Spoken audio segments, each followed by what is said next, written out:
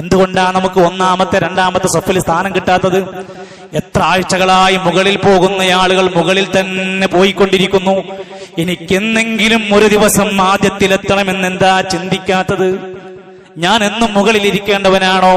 സഹോദരങ്ങളെ ചിന്തിക്കുകയും ഒന്നാമത്തെ റക്അത്തിൽ നമസ്കാരത്തിൽ എത്തിപ്പെടുന്ന 40 ദിവസത്തെ നമസ്കാരം നിനക്കുണ്ടോ? കുത്തിബത്ത് ലഹു ബറാഅത്താൻ, നിനക്ക് 2 സുരക്ഷ കിട്ടും. ഇമാമ് തക്ബീറത്തുൽ ഇഹ്റാം കിട്ടുമ്പോ അവിടെ പള്ളിയിൽ നമ്മൾ ഉണ്ടെങ്കിലേ നിനക്ക് 2 സുരക്ഷയാണ്. എത്ര ആളുകളുണ്ട് ഇമാമ് സലാം വീട്ടിയിട്ട് പോലും പള്ളിയിൽ വരാത്ത എത്ര മനുഷ്യന്മാരുണ്ട്. അവന്റെ സൗകര്യം, അവന്റെ കട, അവന്റെ ഷോപ്പ്, അവന്റെ വണ്ടി, അവന്റെ ജോലി തിരക്ക് അതൊക്കെ കഴിഞ്ഞിട്ടേ പള്ളിയുള്ളൂ. എന്തുണ്ട് കാര്യം? കുത്തിബ ലഹു ബറാഅതാനി, 2 സുരക്ഷയാണ് അവൻ അല്ലാഹു കൊടുക്കുന്നത്. ബറാഅത്തും മിനന്നാർ, ഒന്ന് നരകത്തിൽ നിന്നുള്ള മോചനം. ഇത് വേണോ? ഈ പണി ചെയ്യണം. വബറാഅത്തും മിനൻ നിഫാഖ്, കാപട്യത്തിൽ നിന്നുള്ള മോചനം. മനസ്സിൽ ഇങ്ങനെ ഒരു കാപട്യത്തിന്റെ ത്വര സ്വഭാവത്തിലും സംസാരത്തിലൊക്കെ ഇസ്ലാമിന്റെ കോലവും മനസ്സിന്റെ ഉള്ളിൽ മറ്റു ചില ചിന്തകളുമായി കടന്നു വരുന്നുണ്ടോ? മോചനം ലഭിക്കാനുള്ള മാർഗം സുന്നത്ത് നമസ്കാരങ്ങളിലുള്ള കൃത്യമായ നിലപാട് നമുക്കുണ്ടോ? നരകത്തിൽ നിന്ന് രക്ഷപ്പെടാം. മൻ സ്വല്ലാ ഖബ്ല ളുഹ്രി 4, ഒരു മനുഷ്യൻ ളുഹ്ർ നമസ്കാരത്തിന്റെ മുമ്പ് 4 റക്അത്ത് നമസ്കരിച്ചു. വബഅദഹാ 4, ളുഹ്റിന്റെ ശേഷം അയാൾ 4 റക്അത്ത് നമസ്കരിച്ചു. മൊത്തം 12 റക്അത്ത്. ളുഹ്റിന്റെ മുമ്പ് 4, ളുഹ്ർ 4, ളുഹ്റിന് ശേഷം 4. ഫർദിന്റെ കാര്യം ഇവിടെ സംസാരമില്ല. ഈ സുന്നത്തായ 4 നമസ്കരിച്ചാൽ ഹറമഹുല്ലാഹു അലന്നാർ, ആ വ്യക്തിക്ക് നരകം നിഷിദ്ധമാക്കപ്പെടും. നമ്മളൊക്കെ ളുഹ്റിന്റെ മുമ്പ് 2 ഉള്ളൂ, ളുഹ്റിന് ശേഷവും അധികവും 2 ഉള്ളൂ നിർവഹിക്കുന്നവർ. യാത്രക്കാരുടെ കാര്യത്തിൽ അവർക്ക് സുന്നത്ത് നമസ്കാരങ്ങൾ ബാധകമല്ല. അല്ലാത്തിടത്തോളം കാലം ഇത് ചെയ്യാൻ ശ്രമിച്ചാൽ എന്തിനാ പ്രിയപ്പെട്ടവരെ? ഹറമഹു അല്ലാഹു അലന്നാർ, നരകം ആ വ്യക്തിക്ക് നിഷിദ്ധമാക്കുകയാണ്. ഇങ്ങനത്തെ വഴിയിലേക്ക് നമ്മൾ എത്തിപ്പെടണം. എന്നിട്ട് വേണം നമുക്ക് റബ്ബിനോട് നരകമോചനത്തിന് ചോദിക്കാൻ. വൽബുകാ, അല്ലാഹനെ ഓർത്ത് കരയുന്ന മനസ്സുണ്ടോ? നരകത്തിൽ നിന്ന് രക്ഷപ്പെടാനുള്ള വഴിയതാ. മക്കൾക്ക് അസുഖം ബാധിച്ചു, വിങ്ങി പൊട്ടൂലേ നമ്മൾ? പ്രിയപ്പെട്ട മാതാവിന്റെ പിതാവിന്റെ ജനാസ വീട്ടിലങ്ങ് കൊണ്ടുവന്ന് വെച്ചപ്പോ നമ്മൾ മനസ്സിന്റെ ഉള്ളിൽ വിങ്ങലോടെ പൊട്ടിക്കരഞ്ഞവരാണ്. ജീവിതത്തിന്റെ പലതരം പ്രതിസന്ധി കടന്നു വന്നപ്പോ അറിയാതെ കണ്ണീര് പൊഴിച്ചവരാണ് ഞാനും നിങ്ങളും. പക്ഷേ നരകത്തിൽ നിന്ന് രക്ഷപ്പെടാനുള്ള ഒരു തുള്ളി കണ്ണുനീരുണ്ട്. അത് നമുക്ക് വന്നിട്ടുണ്ടോ? ഒരു മനുഷ്യനെ നരകം സ്പർശിക്കൂല. അല്ലാഹനെ കുറിച്ചോർത്ത് കരഞ്ഞിട്ടുള്ള മനുഷ്യൻ. 10-20 ദിവസമായി നമ്മൾ രാത്രി സ്കരിക്കണു. എത്ര ആയത്ത് നമ്മളെ കരയിപ്പിച്ചു. ഇഅ്തികാഫിരിക്കാൻ പോവുകയാണ്, എത്ര സമയം ഒറ്റക്കിരുന്ന് നമ്മൾ കരഞ്ഞു. അല്ലാഹനെ ഓർത്ത്, പരലോകത്തെ ഓർത്ത്, നരകത്തെ ഓർത്ത്, നാളെ റബ്ബിന്റെ മുമ്പിൽ ഒറ്റക്ക് നിൽക്കേണ്ടുന്ന ദയനീയമായ രംഗത്തെ കുറിച്ചോർത്ത് നമ്മുടെ മനസ്സിന്റെ ഉള്ളിൽ നിന്ന് എപ്പോഴെങ്കിലും ഒരു വിങ്ങിപ്പൊട്ടലുണ്ടായിട്ടുണ്ടോ? ലാ യലിജന്നാർ റജുലുൻ ബകാ മിൻ ഖശിയത്തില്ലാഹ്, അല്ലാഹനെ കുറിച്ചോർത്ത് കരയുന്ന കണ്ണുകളുണ്ടോ? അവനാണ് അല്ലാഹു തആല നരകം തടയപ്പെടുകയാ. എത്രത്തോളം ഗ്യാരണ്ടിയാണ്? ഹത്താ യഊദൽ ലബനു ഫിൽ ദർഇ, കറന്നെടുത്ത പാല് അതിന്റെ അകിട്ടിലേക്ക് തിരിച്ചു കയറുന്നത് വരെ അവൻ നരകത്തിലേക്ക് പ്രവേശിക്കൂല. പറ്റോ? കറന്നെടുത്ത പാല് തിരിച്ചകട്ടിലേക്ക് പ്രവേശിപ്പിക്കാൻ നമ്മളെ കൊണ്ട് പറ്റോ? ഇല്ല. അതുപോലെ ഇവൻ നരകത്തിലേക്ക് പ്രവേശിക്കില്ലെന്ന്. വലാ യജ്തമിഉ ഗുബാറുൻ ഫീ സബീലില്ലാഹ് വദുഖാനു ജഹന്നം, അല്ലാഹുവിന്റെ മാർഗത്തിലുള്ള പൊടി പുരണ്ടവനാണെങ്കിൽ നരകത്തിന്റെ പുക അവനിൽ ഒരുമിക്കില്ല. ദുനിയാവിൽ അള്ളാന്റെ മാർഗത്തിൽ നമ്മുടെ ശരീരത്തിൽ വസ്ത്രത്തിൽ പൊടി പുരണ്ടിട്ടുണ്ടെങ്കിൽ പരലോകത്ത് നരകത്തിന്റെ പുക അവനിൽ ബാധിക്കില്ലെന്ന് റസൂലുള്ളാഹി സ്വല്ലല്ലാഹു അലൈഹി വസല്ലം. ഇങ്ങനെ എത്രയെത്ര സംഭവങ്ങളാ.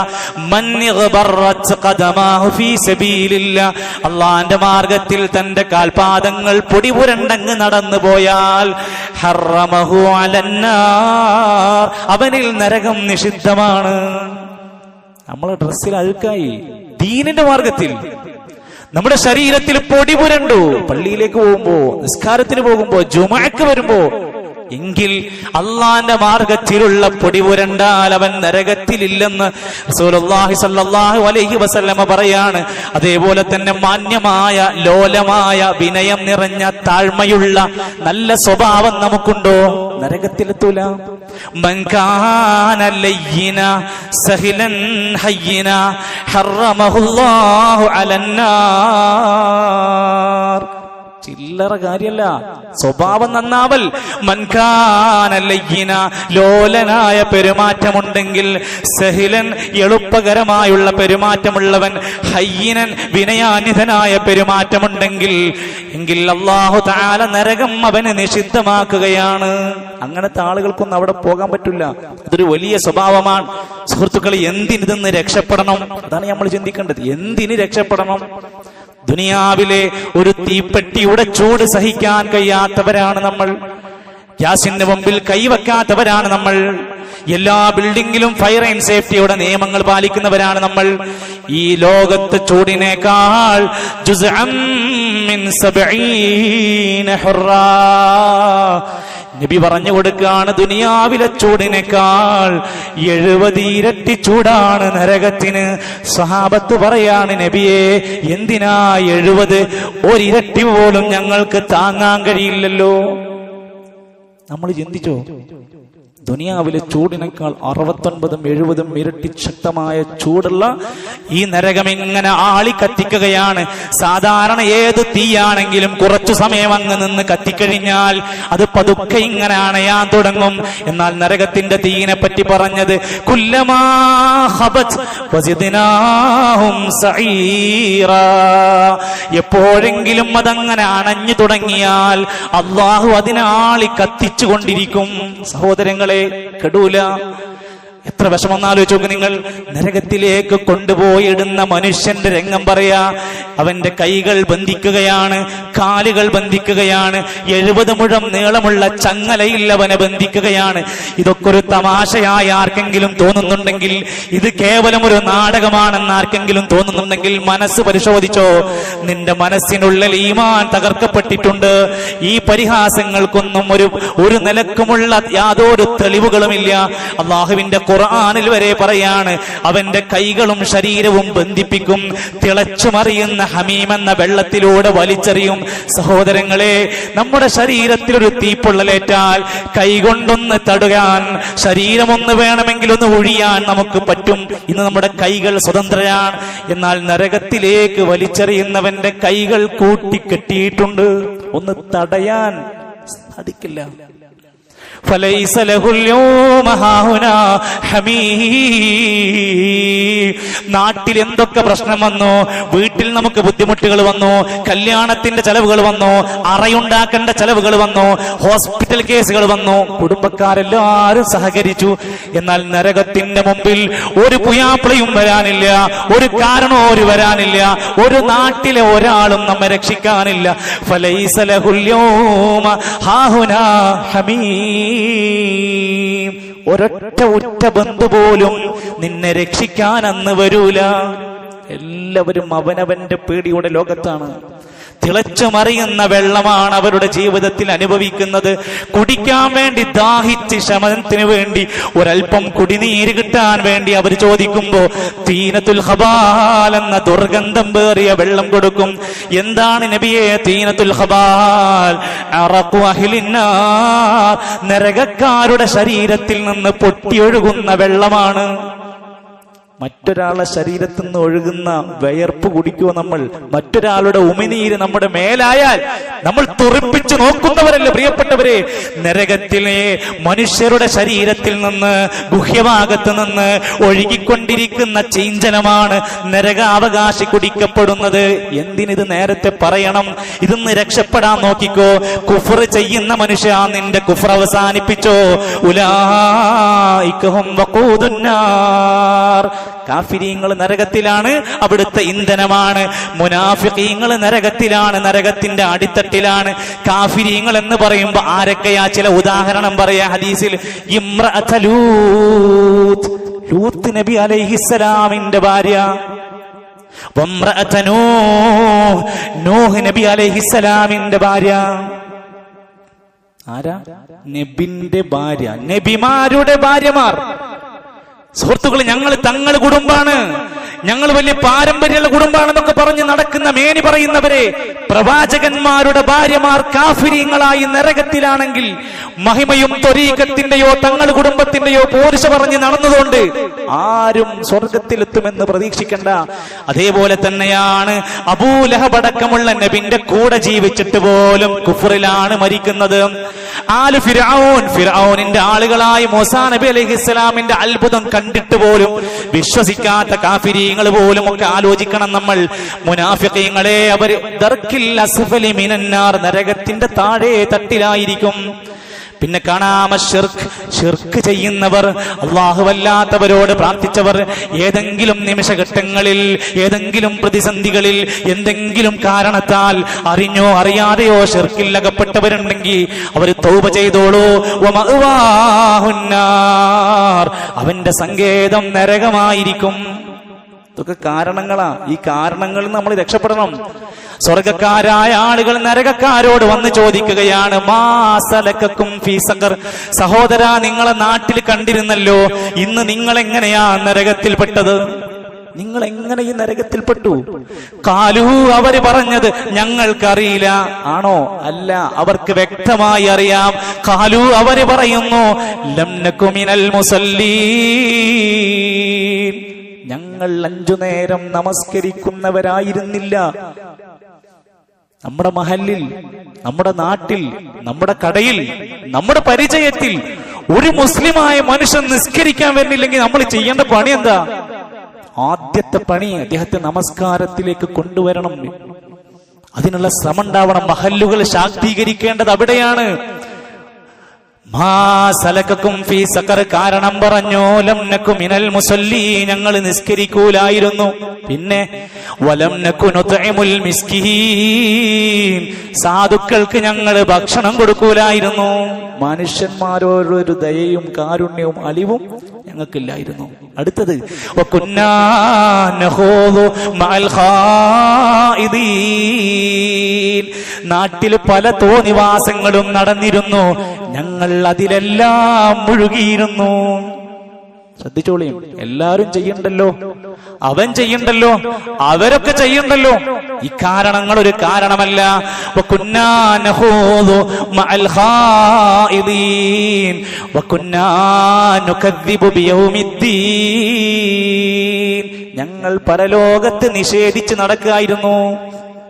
ഇതുകൊണ്ടൊക്കെയാണ് ഞങ്ങൾ നരകത്തിലെത്തിപ്പെട്ടത്. സൂറത്ത് തൗബയിൽ പറയാണ്, സകാത്ത് കൊടുക്കാൻ മടി കാണിച്ച ആളുകൾ. എല്ലാവരും ശ്രദ്ധിച്ചോ? എത്രയോ ക്ലാസ് നമ്മൾ കേട്ടു, എത്ര ഖുത്ബ കേട്ടു. ഇനിയും അതിലേക്ക് വരാത്തവരോടാണ് ഖുർആൻ പറഞ്ഞത്, അവൻ പരലോകത്ത് വരും, അവൻ കൂട്ടിയുണ്ടാക്കിയ സ്വർണത്തിന്റെ വെള്ളിയുടെ നിധികളുമായി, കൂമ്പാരങ്ങളുമായി വരും. യൗമ യുഹ്മാ അലൈഹാ ഫീ നാരി ജഹന്നം, അവന്റെ ആ സമ്പത്ത് ചൂടാക്കി നരകത്തിലിട്ട് ചൂടാക്കിയിട്ട് എവിടെയൊക്കെയാ തുക്വാ ബിഹാ ഹിബാബുഹും, അവന്റെ ജുനൂബുഹും വളുഹൂറുഹും, അവന്റെ മുതുകത്ത്, അവന്റെ പാർശ്വഭാഗത്ത്, അവന്റെ ശരീരഭാഗത്തിട്ട് ചൂടാക്കി അത് വെച്ചു കൊടുക്കും. അവൻ ഉണ്ടാക്കിയ സമ്പത്തിന് സക്കാത്ത് കൊടുക്കാത്തവൻ നരകം അനുഭവിക്കേണ്ടി വരും. കച്ചവടക്കാര് ശ്രദ്ധിച്ചോ? വൈലുൽ ലിൽ മുതഫ്ഫിഫീൻ, അളവിലും തൂക്കത്തിലും കൃത്രിമം കാണിക്കുന്നവർക്ക് നാശമുണ്ട്. സക്കാത്ത് കൊടുത്തോണ്ട് മാത്രായില്ല, അളവിലും തൂക്കത്തിലും കൃത്രിമം കാണിക്കുന്നവനാണോ നിനക്ക് നാശമുണ്ട്, നരകമുണ്ട്. അല്ലദീന ഇദക്താലു അലന്നാസി യസ്തൗഫൂൻ, ജനങ്ങളുടെ അളവിൽ കൃത്രിമം കാണിക്കുക. ചില കച്ചവടക്കാരുണ്ട്, അവരിങ്ങനെ വിചാരിക്കും, താൻ ഒരുത്തനെ നന്നായിട്ട് അങ്ങോട്ട് പറ്റിച്ചു കഴിഞ്ഞാല് ഇവന്റെ മനസ്സിൽ പിശാച് തോന്നിപ്പിക്കും, നീയാണടാ പഠിച്ച കച്ചവടക്കാരൻ, നീയൊക്കെ ആള് ജീവിക്കാൻ പഠിച്ചിട്ടുണ്ട്, നീ ആള് കൊള്ളാം. പിശാച് അവന് നന്നാക്കി തോന്നിപ്പിക്കും. അവൻക്ക് ഞാൻ ആരൊക്കെയോ ആയി എന്ന് തോന്നിക്കും. ആ പൊട്ടനെ ഞാൻ പറ്റിച്ചു എന്ന തോന്നലുണ്ടാക്കുമെങ്കിൽ നിനക്ക് പറ്റിക്കാൻ പറ്റുന്നത് മനുഷ്യരെയാണ്. നാളെ മലക്കുകളുടെ മുമ്പിൽ നരകത്തിന്റെ കാവൽക്കാര് മാലാകമാരാണ്. ഗിലാദുൻ ശിദാദ്, ശക്തരായ മല്ലന്മാരാണ്. നരകത്തിന്റെ മുമ്പിൽ നീ അനുഭവിക്കേണ്ടി വരുമെന്ന ചിന്തയുണ്ടാവട്ടെ. അളവൊരൽപ്പം കുറഞ്ഞാലും വരുമാനം കുറഞ്ഞാലും ഒരു മനുഷ്യനെ ഞാൻ പറ്റിച്ചു എന്നൊരിക്കലും പറയേണ്ട അവസ്ഥ ഉണ്ടാക്കരുത്. അതേപോലെ തന്നെയാണ് അള്ളാഹുവിന്റെ ഖുർആൻ പറഞ്ഞു, ഭൂരിഭാഗം വരുന്ന മനുഷ്യര്, ഭൂരിഭാഗം വരുന്ന ജിന്ന് വർഗക്കാര് നരകത്തിലെത്തി. കാരണം ലഹും ഖുലൂബുൻ ലാ യഫ്ഖഹൂന ബിഹാ, കൽബുണ്ട്, ചിന്തിക്കൂല. അതൊക്കെ പണയം വെച്ച് നടക്കുക. എത്ര വഅദ് കേട്ടാലും ഈ മിമ്പറിൽ നിന്ന് തന്നെ, ഈ സദസ്സിൽ ഇരുന്നു കൊണ്ട് പോലും നിരവധി തവണ എത്ര വചനങ്ങൾ കേട്ടിട്ടും ലഹും ഖുലൂബുൻ ലാ യഫ്ഖഹൂന ബിഹാ, കൽബുണ്ട്, പക്ഷേ പറയണതൊന്നും ചിന്തിക്കുന്നില്ല. ഇനി കാതുണ്ട്, വലഹും ആദാനുൻ ലാ യസ്മഊന ബിഹാ, നല്ല പവർഫുൾ ചെവിണ്ട്, കേൾക്കേണ്ടതവൻ കേൾക്കണില്ല. വലഹും അഅ്യുനുൻ, കണ്ണുകളുണ്ട്, നേത്രങ്ങളുണ്ട്, ലാ യുബ്സിറൂന ബിഹാ, കാണേണ്ടതവൻ കണ്ണ് തുറന്ന് കാണുന്നില്ല. എന്നിട്ട് എന്താ അല്ലാഹു പറഞ്ഞത്? ഇവരെ കൊണ്ട് നരകം നിറച്ചിരിക്കുകയാണ്. ബഹുഭൂരിഭാഗം വരുന്ന ഈ ജനങ്ങളെ ആ നരകത്തിൽ നിറച്ചിരിക്കുക ഈ കാരണം കൊണ്ട്. നരകക്കാരായ ആളുകൾ അവിടെ പ്രവേശിക്കുന്ന സമയത്ത് പറയാണ്, ദുനിയാവിൽ ഒരുപാട് ആളുകൾ ഞങ്ങൾക്ക് ഉപദേശങ്ങളും തൗഹീദും ഇസ്ലാമും ആഖിറവും എല്ലാം പറഞ്ഞു തന്നിരുന്നു, പക്ഷെ ഞങ്ങൾ അന്ന് അത്ര വലിയ ഗൗരവമായി കണ്ടില്ല. നമ്മുടെയൊക്കെ നാട്ടിന്റെ ഒരു സ്ഥിതി അതാണ്. അത് പറയുന്നോ പറയാ, കേൾക്കുന്നവൻ ഒരു ചെവിയിൽ നിന്ന് മറ്റേ ചെവിയിലൂടെ അങ്ങ് മാറ്റിവിടാം. പറ്റുമെങ്കിൽ പറഞ്ഞ ആളെ രണ്ട് അഭിപ്രായം പറഞ്ഞ് കമന്റ് പാസ്സാക്കുക. നരകത്തിന്റെ മുമ്പിലെത്തുമ്പോ ഇവൻ പറയുന്നു, ബഖാലൂ ലൗ കുന്നാ നസ്മഉ, ഞങ്ങൾ കേട്ടിരുന്നെങ്കിൽ, ലൗ കുന്നാ നസ്മഉ, ഞങ്ങൾ കേട്ടിരുന്നെങ്കിൽ, ഔ നഅഖിലു, ഞങ്ങൾ ചിന്തിച്ചിരുന്നെങ്കിൽ, മാ കുന്നാ ഫീ അസ്ഹാബിസ് സഈർ, ആളിക്കത്തുന്ന ഈ നരകത്തിൽ ഞങ്ങൾ വീഴൂലായിരുന്നു. അന്ന് അത് ചിന്തിച്ചിട്ട് കാര്യം ഉണ്ടാവില്ല, അവിടെ മാറി വരാനുള്ള സമയമില്ല. ഇന്ന് ചിന്തിച്ചോ, ഈ റമദാനിന്റെ അവസാനത്തെ നാളുകളിൽ അല്ലാഹു നമുക്ക് തന്നിരിക്കുന്ന ഒരു ജുമുഅ ദിനത്തിൽ പടച്ചറബിന്റെ കലാമ് നമ്മുടെ ഹൃദയത്തിനകത്ത് കയറി വരുന്നില്ലെങ്കിൽ ഒന്ന് ആവർത്തിച്ച് ചിന്തിച്ചോ, ഞാൻ കേട്ടിരുന്നെങ്കിൽ, ഞാൻ ചിന്തിച്ചിരുന്നെങ്കിൽ ഞാൻ എന്നീ നരകത്തിന്റെ അകത്തേക്ക് പെടൂലായിരുന്നു.